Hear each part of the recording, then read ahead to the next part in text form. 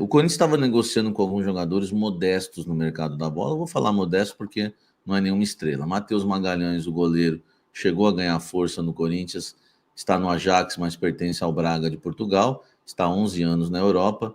Ele quer muito jogar no Corinthians, já houve o contato, as negociações, só que as negociações foram paralisadas, porque precisa se resolver o problema do Augusto Melo. Os empresários no mercado estão recebendo essa informação. Agora não vai dar mais para negociar, vamos dar uma pausa, porque precisamos resolver a situação do Augusto Melo.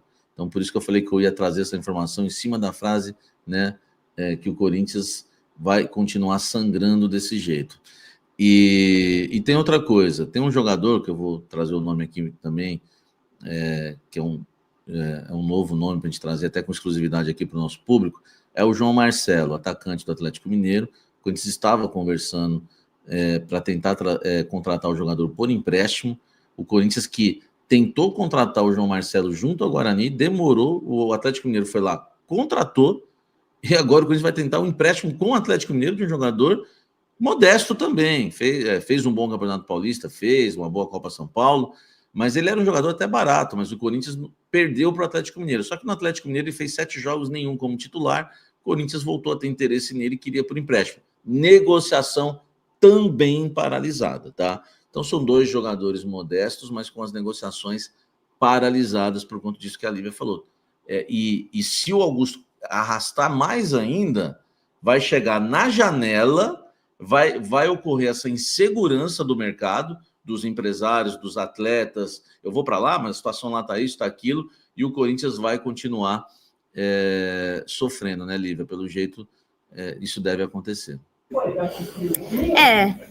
A gente também escuta de outras pessoas ligadas a jogadores, ligadas ao CT, que existe uma insegurança a respeito da permanência do Fabinho Soldado. Conversando com conselheiros, pessoas que têm interesses na continuidade do futebol, do departamento de futebol e o trabalho que está sendo realizado hoje, disseram que, assim, quem assumir, seja vice-presidente, seja em uma nova eleição agora até o fim desse mandato, até 2026, ninguém pretende mexer no departamento de futebol. Então, eu acho que, assim, a grande questão é a insegurança financeira e política que traz essa possível saída, esse possível impeachment do Augusto Melo. Mas hoje é muito improvável que o Fabinho Soldado saia, seja com a queda do Augusto, ou de qualquer forma.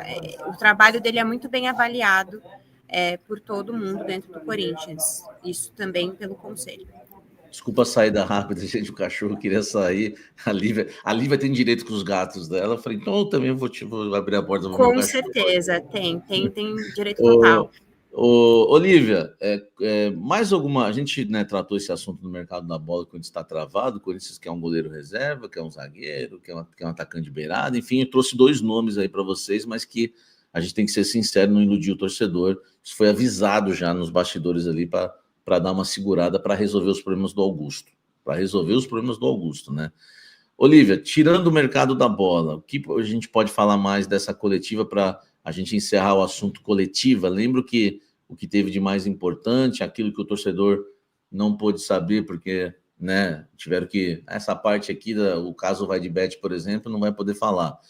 O que rolou mais nessa coletiva para a gente falar do time do Corinthians que enfrenta o Santos daqui a pouco as informações, claro, Lívia.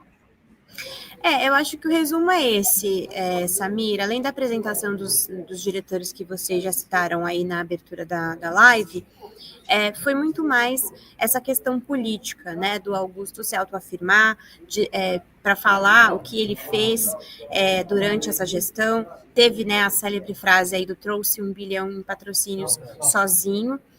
Então, né, atribuiu a si mesmo essa responsabilidade pela arrecadação recorde do Corinthians em 2024, né, apesar de ter as contas reprovadas, o Corinthians... Não é verdade, né, Lívia? Não é verdade, né? Tanto que ele falou... Mas aí é o que ele afirma, né? Essa daí foi a frase dele. Tinha que alguém pegar o microfone, Lívia, assim, não tô, pelo amor de Deus, estou querendo dar aula de jornalismo para ninguém que estava lá. Tinha alguém pegar o microfone e falar assim, por favor... Não precisa ser uma conta exata. Mas fale aí, como você chegou a 1 bilhão? Foram 200 do quê? 100 do quê? 300 do quê? Não dá, Lívia. A gente Ele não falou, pôde ele falou, pegar, eu vi na sua nesse matéria momento, que você escreveu, é 1,8 bilhão? 1 bilhão e 800 mil, seria mais ou menos isso aí. Então, 1,08. E aí, a questão, na verdade, que surpreende, porque nesse pronunciamento a gente não podia perguntar. Então, independentemente do que ele falasse, a gente estava sem o microfone, não poderia fazer qualquer questionamento. O time da democracia hoje deu aula, hein, Vitão? Então, e aí, por exemplo, o Rufino, né, da 105 FM, a gente já conhece muito bem o Edson Rufino, querido, tentou fazer a primeira pergunta, inclusive, ele queria que fosse uma pergunta sobre a VaiDeBet, ele foi censurado nesse momento. Ó, isso daí é só depois que acabou a live, depois que acabou a transmissão, aí sim a gente pôde falar sobre VaiDeBet. Foi bem assim, cerceada mesmo essa coletiva. E aí, para encerrar, um ponto que acho que fica muito pontuado, assim, um ponto que fica pontuado, não, um ponto que fica muito latente nesse último pronunciamento é que o Augusto hoje ele tem certeza que ele não será indiciado. A defesa dele foi muito contundente, a defesa dele do Ricardo Cury a respeito disso. Olívia, Vitão, não sei, mas a Lívia sempre está soltando uma matéria sobre esses casos. Eles estão realmente. Qual foi o termo que você usou, Lívia? Eles estão convincentes de que. Eles têm certeza. Eles estão certos. Né, ele tem certeza que não vai ser indiciado. E você, Lívia, que apura e tem tanta informação e tem acesso, inclusive, né, aos documentos da investigação. Ele tem razão em ter essa certeza? Não vai ser mesmo, Lívia? Você pensa assim? A minha apuração vai do lado contrário, que todos os investigados, de alguma forma, estarão implicados na conclusão desse inquérito. Mas é aquilo, né? A gente também não sabe quais são todos esses documentos que foram apresentados, porque o Ricardo falou diversos momentos. A gente apresentou novos documentos, apresentamos novos documentos, a gente não tem esses documentos e não sabemos quais são. Então, pode ser que tenham aí novas provas que realmente tirem de vez o Augusto como investigado do caso, mas até o momento o que a gente sabe é que ele, pelo menos, não impediu que qualquer tipo de esquema para subtrair valores do Corinthians tivesse sido assim, ele foi omisso nessa situação, e isso também já configuraria um motivo para indiciamento. E você, Vitão, você acha que ele vai ser indiciado ou não? Sim, acho que será. Com a Lívia, eu acho que ele será. E nem acho que ele acredita que não será. Eu acho que é apenas uma retórica, um discurso de defesa, porque você fala, olha, já era, Elvis, estou ferrado, agora vamos... não dá. O cara tem que... É que nem um time de futebol que vai cair, o treinador fala, olha, eu acredito no meu jogador, o jogador dele é o Félix Torres. Ele não vai falar, olha, não dá.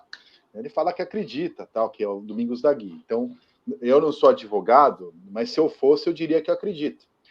Não faz sentido nenhum alguém defender alguém dizendo, ó, já era, tô aqui porque tô ganhando, mas, ó, a causa é perdida. E ele já tá fraquíssimo no cargo. É a 20ª diretoria que ele tem que eleger, que todo mundo foi saindo, e como você falou, não faz sentido ninguém notável assumir um cargo agora. Já tá super enfraquecido, vai sofrer a votação na segunda-feira. Aí chega o advogado e fala, já era? Aí me tira os tubos, né, velho? A Lívia é mó estrelinha, velho. Todo mundo quer lá cumprimentar a Lívia. Velho. Eu tô ao vivo aqui, eu tô falando pro pessoal, gente, não tá dando, não. Aí todo mundo vendo me cumprimentar. É porque eu saí antes da coletiva e muita gente não conseguiu cumprimentar. Vitor, eu tô achando que essa Lívia é gente boa, hein, velho? Eu tô achando que essa Lívia é gente boa. Velho. Todo mundo quer cumprimentar a Lívia, velho. É a nossa Virgínia. Eu vou assim, gente, não. Toda hora eu vi uma mão.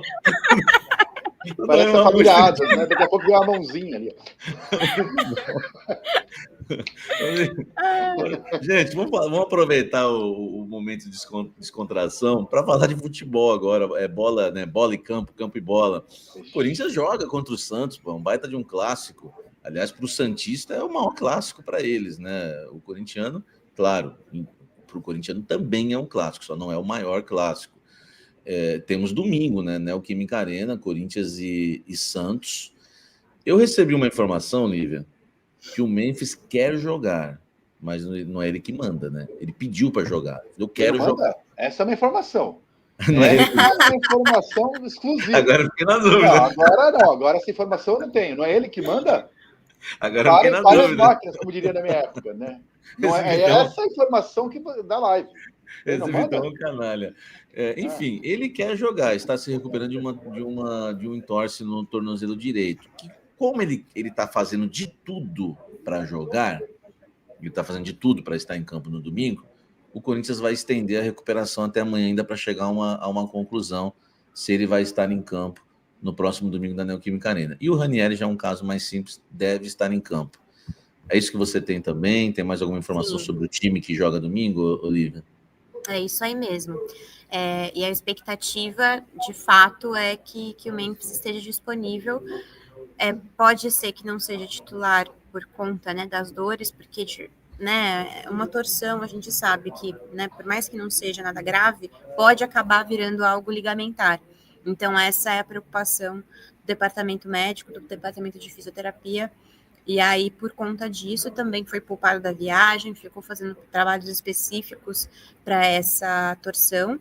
E a gente acredita que ele deve estar disponível, sim, para domingo. O que pode acontecer é, se apresentar algum tipo de dor, se tiver ainda com algum risco de recaída da lesão, ele ir para o banco. Mas o Memphis deve estar, sim, pronto para domingo para encarar o Santos. Vitão, que time você escalaria com Memphis e Ranieri, por exemplo, em campo? Com Memphis e Ranieri à disposição, os dois podendo entrar em campo no próximo domingo. Qual o time do Corinthians que Vitão Guedes Júnior escalaria? Primeiro é perguntar para o Memphis, que é quem manda, né? Eu não tenho essa informação que você tem que ele não manda. Se ele me autorizasse, eu escalaria o time no 4-4-2 losango, porque o Corinthians não tem um raio de um maldito ponta. O Corinthians não pode jogar no 4-3-3 porque não tem um maldito que corra.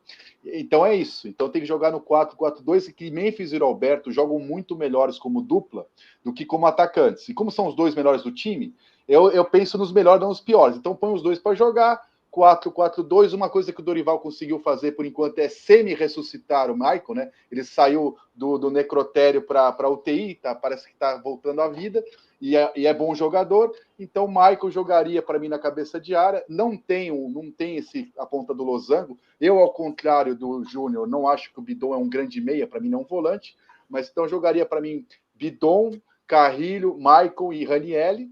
Ou Ranieri ou Martínez, um dos dois. Pode escolher e jogar para o alto, o cara ou coroa, escolhe.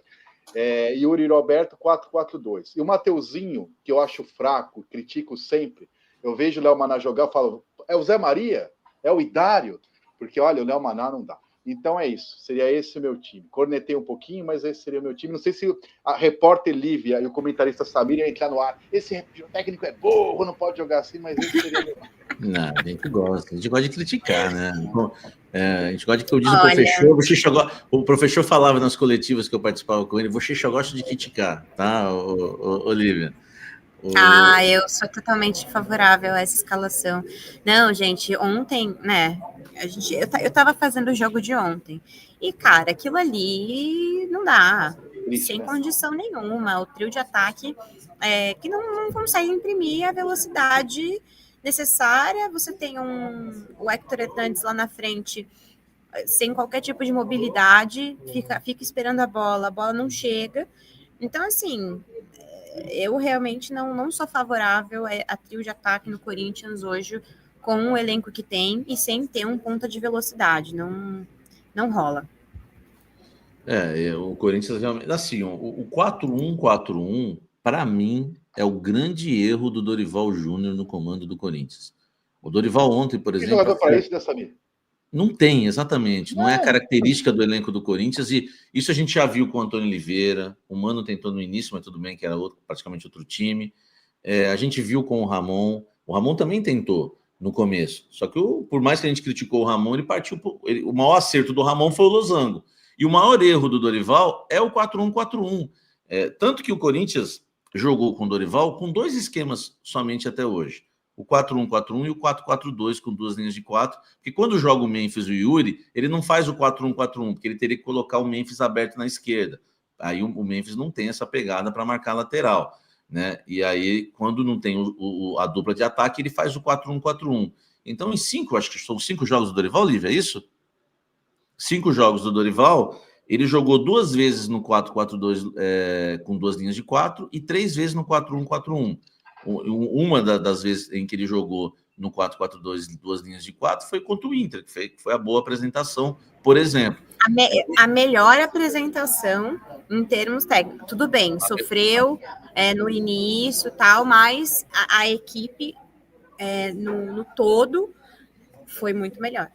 Muito melhor. E até no 4-4-2, 2 linhas de 4, eu não curto, porque as linhas ficam muito longe, né, dos atacantes, enfim, mas o 4-1-4-1 é o terror. Ontem o Dorival acerta quando coloca o time em reserva, porque se joga com o titular ontem, talvez não ganharia ontem, ou ganharia de 1-0 como ganhou do mesmo jeito, e não ganharia do Santos, porque esse time morre 2 jogos seguidos em curto prazo, esse time não aguenta. O elenco do Corinthians tem uma característica de cansado. Eu já conversei lá dentro do Corinthians com profissionais, não tem o Celso Rezende, não vai resolver, não é um problema físico. Vamos fazer esse tipo de trabalho que vai resolver. Não, é característica do elenco, Vitão. Alex Santana, Michael, Romero, Coronado, característica de elenco cansado. Não vai melhorar com o trabalho físico. E o Dorival fica escalando 4-1-4-1, o time fica muito espaçado. Então, assim, Thales Magno, por exemplo, é um que me decepcionou muito ontem. Muito mal. Eu esperava muito mais. Tem ombros maravilhosos. Eu esperava muito mais. Assim, eu já não espero mais nada, então não me decepciona. De demonstrar, porque, cara, era a oportunidade do Thales Magno de fato fazer uma grande partida. O time estava jogando para ele, basicamente. Ele teve muito espaço. A marcação. Como ele jogou para trás, né, Lívia? Como ele. Exatamente. E assim, se ele se apresentasse mais, se tivesse mais a iniciativa. Gente, aquela linha de marcação, por mais que fosse uma linha de marcação assim, muito física, mas a linha de marcação do Racing é ruim. Um time ruim, um time que não jogaria a Série C no Brasil. Então, assim, o que é isso, sabe? Faltou bastante coisa ali pro Thales Magno ontem, me decepcionou. Para mim, foi um dos destaques negativos da partida. Ô, Vitão, ele faz a eu não esperava nada, mas eu concordo com a análise. Agora, uma coisa que me preocupou no jogo de ontem é o seguinte: qualquer zaga que o Corinthians jogar é ruim. A melhor é ruim. Mas a menos ruim, a minha zaga seria que jogou ontem. Ou seja, contra o Santos jogará Kaká, PNC e Félix Torres, que é o Armagedão com Apocalipse. Então, a escalação de ontem, se partir do pressuposto que foi o time reserva, que só jogou o Hugo, minha dúvida é só quem será o meia contra o Santos, se será o Romero. Não, eu acho que não, porque o André Ramalho também tem entrado em partidas com Espero que sim. O Dorival. Está jogando mal, é um problema a zaga do Corinthians, mas dentre os problemas possíveis, nós temos aí Kaká, Torres, Ramalho e Tchoca. A menos pior para mim é Ramalho e Tchoca. Como jogou essa dupla contra o Racing, eu fiquei com a impressão que será outra contra o Santos. Ele tem jogado com Torres e Kaká, né? Então, enquanto o Gustavo Henrique não voltar, eu acho que o André Ramalho é aí digamos, o mais experiente, né? E por mais que também não esteja em grande fase, é quem entrega um pouco mais de segurança psicológica, né? Porque, por exemplo, o Félix Torres é um que, se não tiver alguém ali com ele, dando uma segurança, dando aquele apoio moral, ele precisa de um jogador experiente com ele, porque ele sente muito a pressão do jogo. A gente já percebeu isso em grandes jogos. O Félix tende a cometer erros individuais por conta de ficar afobado e tudo mais. Então, ter uma segurança ali para ele, eu acho que é importante. Aí, nesse caso, pode ser André Ramalho e Félix Torres. A dupla de zaga ontem nem foi testada, né? Porque o time era o Zupac falou, eu assisti pela ESPN, o Zupac falou uma verdade. Esse time aí seria rebaixado na Série B, o Racing do Uruguai. Seria rebaixado na Série B. Seria a pior média de público da Série B. Do Campeonato Brasileiro. Então, assim, a zaga nem foi testada, mas eu tô com o Vitão. No papel, eu iria com essa hoje, no papel, né? pega os nomes que tem, eu escolheria esses dois, né? Inclusive para o jogo contra o Santos. E contra o Corinthians, contra o Santos, não sei se vocês concordam. Nesses jogos eu até encontrei a Lívia lá na Neoquímica Arena. Foram os melhores jogos do Corinthians no ano, né? Tudo bem que o Santos, né? O Santista sabe que eu não estou provocando, vive uma fase medonha, né? Horrível, time muito ruim, time que não consegue. Com a consegue. Kings League, ganhando o que ganha, aí segundo o 21 milhões, parabéns para ele. E para quem paga.